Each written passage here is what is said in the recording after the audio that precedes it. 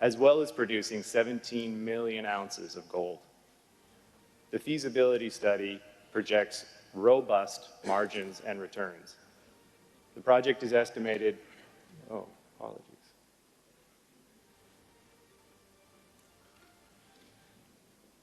is estimated to generate $70 billion in free cash flow, with the C1 cost of approximately 53 cents per pound. Before going over some of the technical aspects of the project, we would like to give you a short video to give you a general overview of the project layout.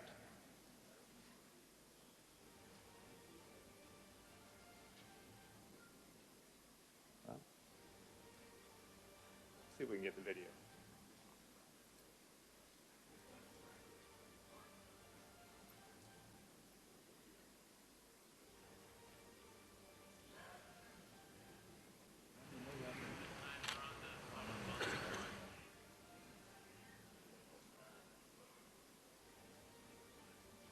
We seem to have had a miss in sending over the video, so you're just going to have to bear with us and we'll take you through this.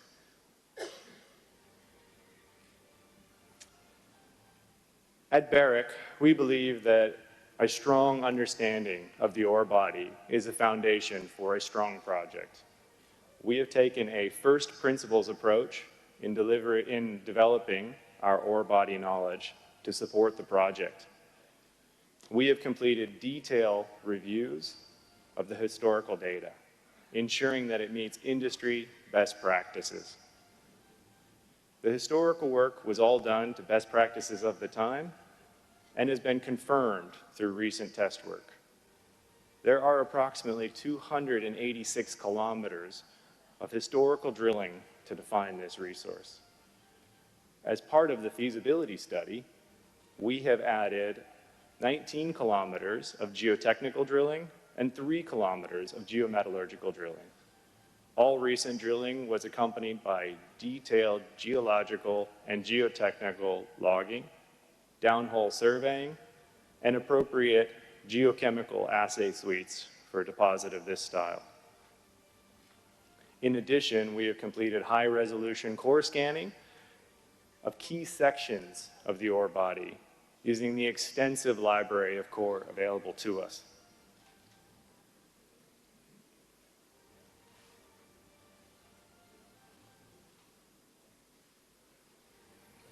In 2023, we developed all new geological models using validated drilling and mapping. The model was built using industry-leading three-dimensional modeling software. A combination of implicit and explicit modeling was done. The implicit modeling allows the software to be informed by the data, whereas the explicit allows the geologist to ensure the models are geologically reasonable and defendable. The team has validated many of the historical results for metal quantity and quality, while adding to the geometallurgical and geotechnical understanding of the ore body. And as a result, the team has confirmed recovery performance and process design, and opened opportunities to increase throughput while maintaining excellent recovery performance.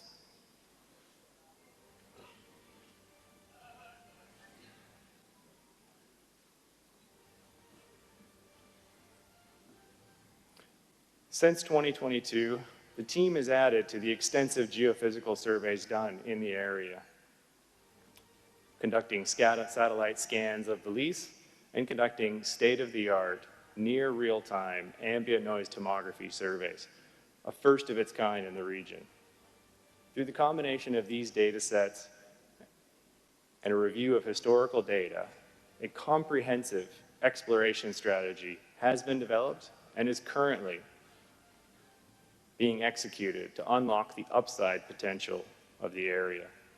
We have a strategic vision to sustain and grow the resource for many years to come.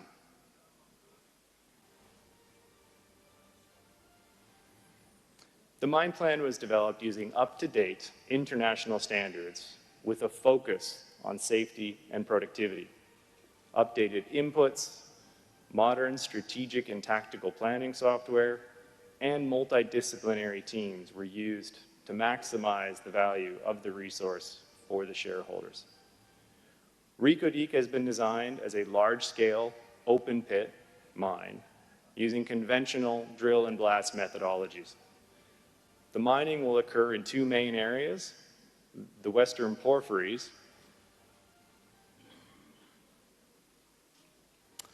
which make up 95% of the metal to tons. That's the pits you see in the center of the screen in blue.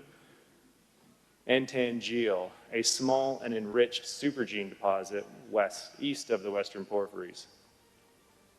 At the end of the life of mine,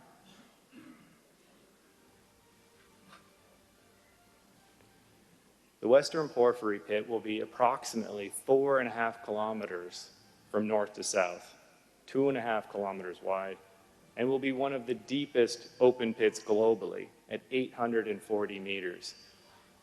Just for comparison, that's slightly deeper than the Burj Khalifa in Dubai. In recognition of the size of the operation, updated geotechnical parameters have been used to design the mine. These updates provide a safe and productive work access over the life of mine, contributing to the success of the project. A series of updated 3D probabilistic slope stability models have been run to validate the stability of the final pit slopes. Several opportunities have been identified, and these will be pursued during the initial years of mining.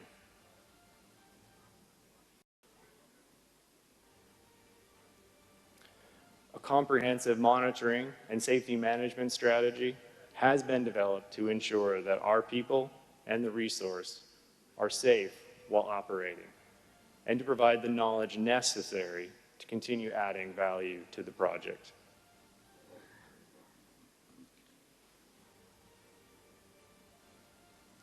The mining production will peak at around 250 million tons per annum and will make it one of the largest mining projects globally. It has a very low strip ratio, just over 1:1, and after delivery of phase 2, which will increase the milling throughput to 90 million tons per annum, Reko is expected to be one of the top 5 largest copper milling operations, with opportunity for further expansion.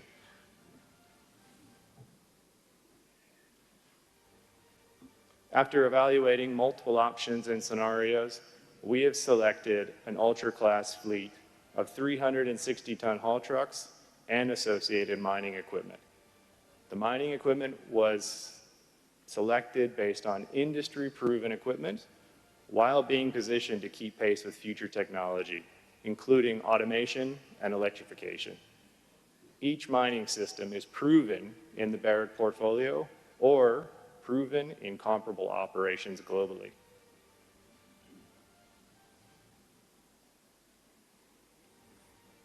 Another key success factor for Reko is adequate water resources.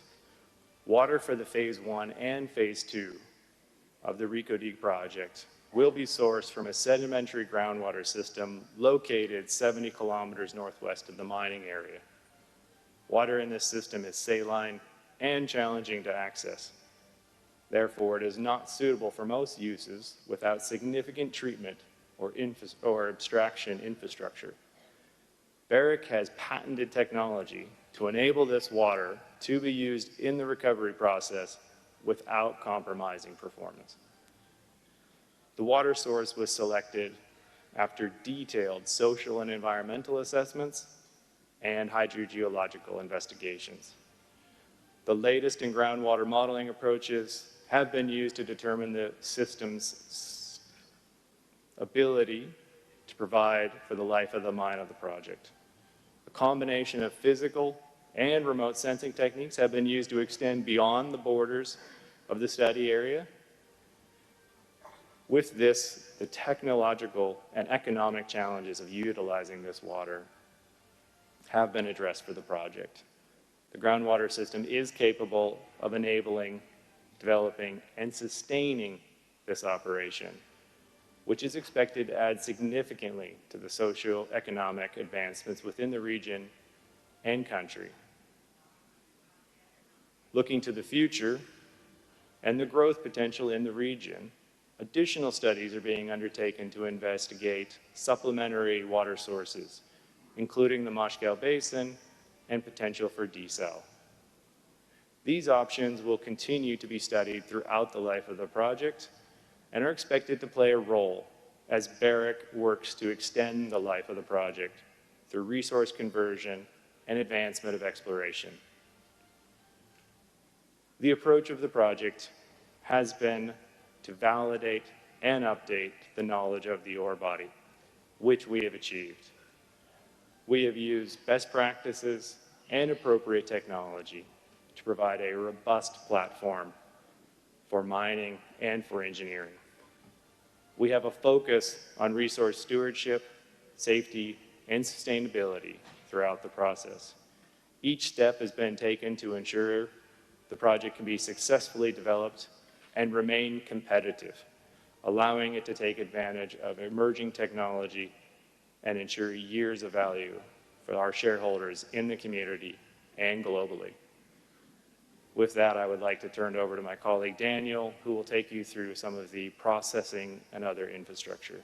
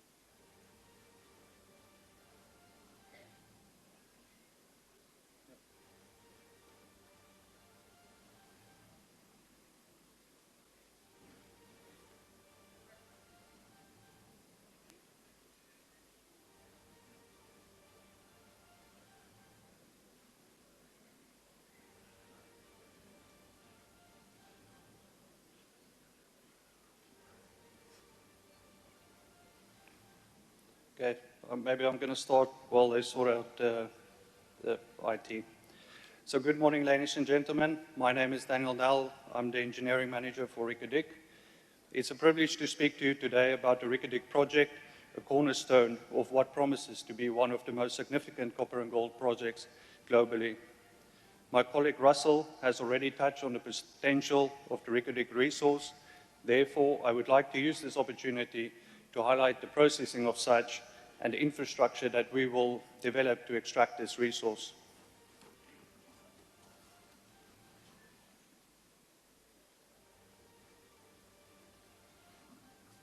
Next slide, please. So the plant expansion design we've developed is modern, efficient, and truly fit for purpose. It builds on our deep operational knowledge and experience while incorporating only industry-proven technology and equipment. This ensures both reliability and ease of maintenance over the long term. We've adopted a phased approach, initially planning for 245 million tons per annum processing lines, with space already allocated for a third line. This positions us to scale up production in line with demand and exploration success while maintaining flexibility for the future. Our design is deeply rooted in detailed metallurgical test work and our advanced understanding of the ore body. Importantly, we've included HPGR technology to reduce energy demand and to lower CO2 emissions per ton of ore. This aligns with our commitment to sustainable mining and reduced environmental footprint.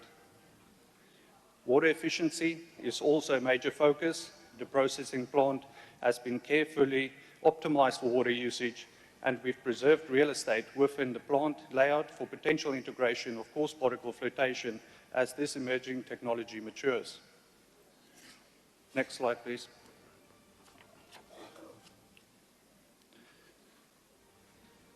So I'd like to briefly touch on how we de-risk the execution of the Reko Diq project, from the feasibility study itself to the choice of partners, equipment, and cost certainty. This has been structured to align with international lending requirements. Given the project's location and complexity, the feasibility study was completed with a strong focus on execution and effectively involved into a full execution plan. The plan has undergone peer reviews by independent consultants, providing a high degree of third-party validation. To further reduce risk, we've committed to only using tried and proven equipment with no untested technology. And where equipment hasn't been used in Barrick before, it has been inspected firsthand by our project and technical teams at operating sites. Next slide, please. So let me take a moment to walk you through the metallurgical foundation of the Reko Diq project, specifically how the flow sheet has been designed based on rigorously tested and proven through both historical and recent test work to ensure robustness, reliability, and performance. We've tested over 200 combination samples, primarily from the H14 and 15 deposits, focusing on key parameters like the bondwork index and HPGR performance, critical inputs for the grinding circuit. In recent studies, additional test work was undertaken to validate historical results and incorporate more data from the H4 Geo deposit, ensuring coverage across all key ore types. We've ran a comprehensive pilot plant campaign, and more than 1,000 bench-scale flotation tests were completed across the 2 study phases. The result, simulated copper and gold recoveries in the region of 90% and 70% respectively over the full life of mine. Next slide, please. For the Reko Diq tailings storage facility, we began by evaluating 16 potential sites within a 100-kilometer radius. Using a rigorous multi-account analysis, we screened and assessed all technical feasible solutions.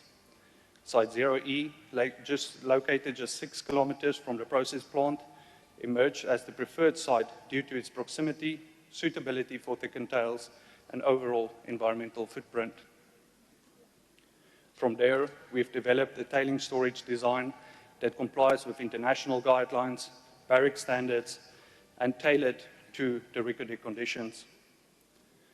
We've selected conventional thickened technology, a proven method that balances environmental, technical, and economic factors while maximizing water recovery and minimizing land use. The design includes 2 rougher facilities with a combined capacity of 2.8 billion tons and 3 cleaner facilities with a capacity of 320 million tons. Reko Diq's TSF strategy reflects global best practice, a carefully selected site, rigorously engineered design, staged development, and a strong focus on long-term safety, water stewardship, and responsible closure. Next slide, please.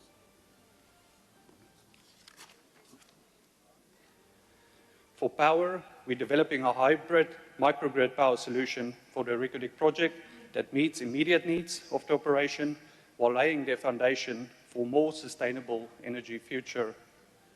The hybrid configuration ensures a reliable baseload while enabling renewable integration and peak management.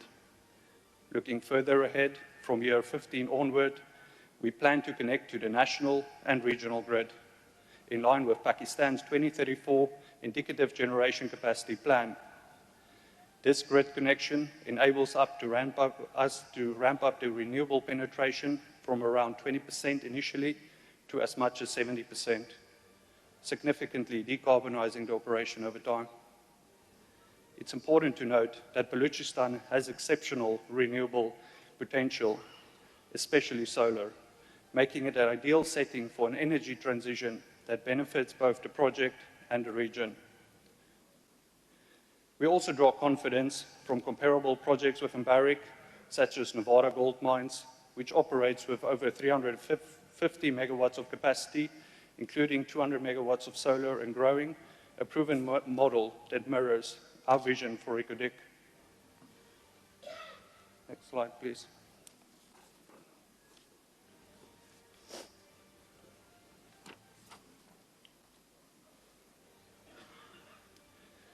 So I'd like to take a moment to highlight a critical enabler for long-term success of the Reko Diq project, and that's rail.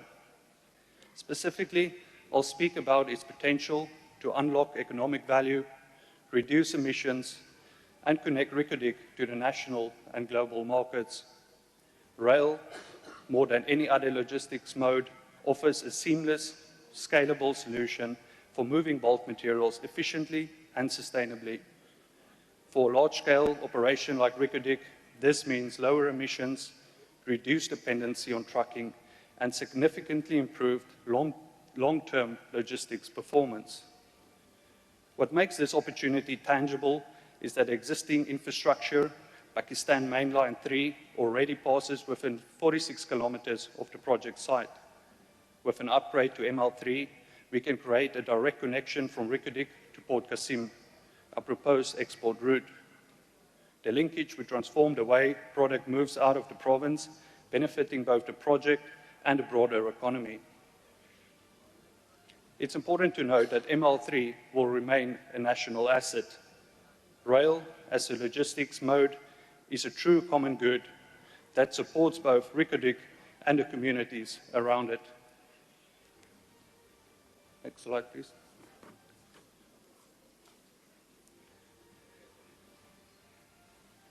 So moving over to the port side, we're making use of an established modern facility that is already fit for purpose and well suited to our logistics needs. The Pakistan International Bulk Terminal, or PIBT, located at Port Qasim, has been identified as the preferred export point of the comprehensive trade-off studies. PIBT is a relatively new facility built in 2017 and remains in good operational condition. It's already sized to handle a range of vessels classes, including handy-size and Supramax vessels, both ideal for concentrate sales into global markets. Copper concentrate from Reko Diq will be transported by rail, arriving at the marshalling yard near PIBT in sealed containers.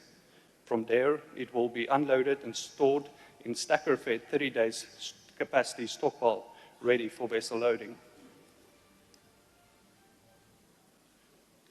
Next slide, please.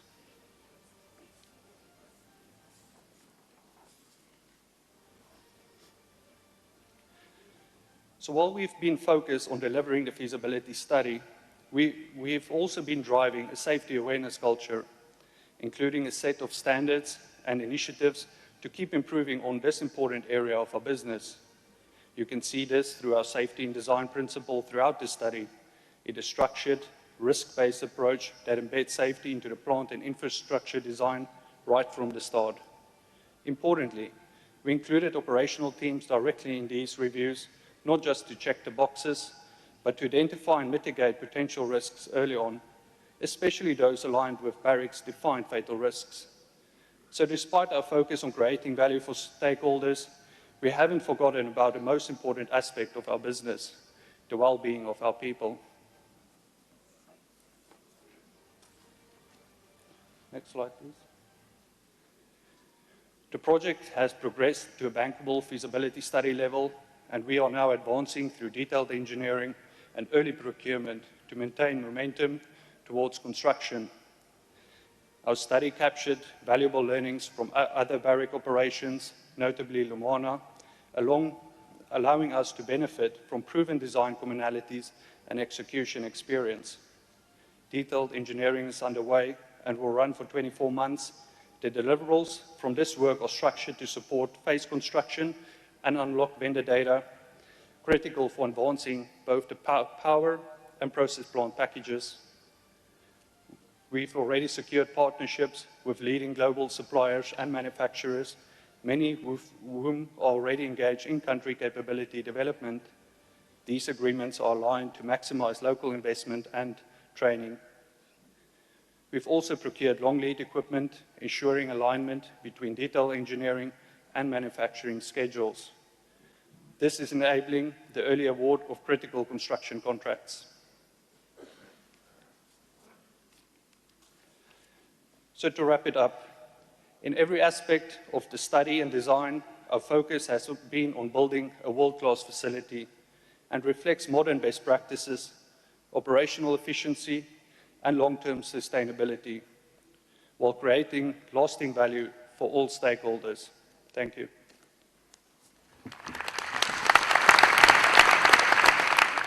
हुकूमत और SFFC की काविशें समरावर Pakistan mineral investment forum 2025 का दूसरा दिन है। बलूचिस्तान में अहम 3 रिकोडिक मंसूबे पर जाम सेशन हो रहा है। रिकोडिक माइनिंग कंपनी के नुमाइंदे रसल हार्वर्ड इन मंसूबे के हवाले से फिजिबिलिटी पर इजहार ख्याल कर रहे थे। उन्होंने कहा कि रिकोडिक का मंसूबा बलूचिस्तान के इलाके चागी में है और चागी में दुनिया के सबसे बड़े सोने और तांबे की मौजूदगी का पता चला है। मंसूबा मादनियात के कानकनी के शोबे में पाकिस्तान को दुनिया